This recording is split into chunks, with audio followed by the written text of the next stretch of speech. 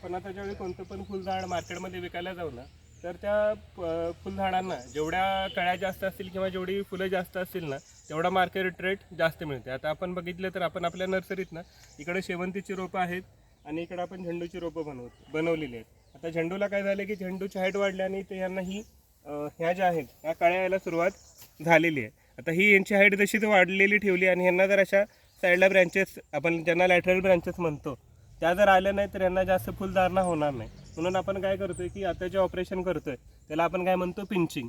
पिंचिंगनं काय होणार आहे की यांचा अपेगल डॉमिनन्स आहे तो कमी होणार आहे आणि त्याच्यानंतर ह्यांना ज्या बऱ्याचशा फांद्या येतील आणि जेवढ्या फांद्या येतील तेवढी फुले जास्त येतील. आणि जेवढी आपल्याला जसं माहिती आहे की आता तुम्ही त्याची मार्केट ॲक्टिव्हिटी केली, जेवढी फुलं चांगली लागलेली असतील तर त्या किमती म्हणजे त्या झाडांना चांगली प्राईस मिळालेली दिसते. आता शेवंतीची झाडं 100 रुपयाने किंवा झेंडूचं झाड तुम्हाला 70-80 रुपयेपर्यंत पण विकलं जाऊ शकतं. त्याच्यासाठी हे ऑपरेशन आपल्याला खूप महत्त्वाचं आहे. म्हणून आपण काय करतो, ह्याचा शेंडा आहे तो कट करतो, याला आपण काय म्हणणार आहे, पिंचिंग.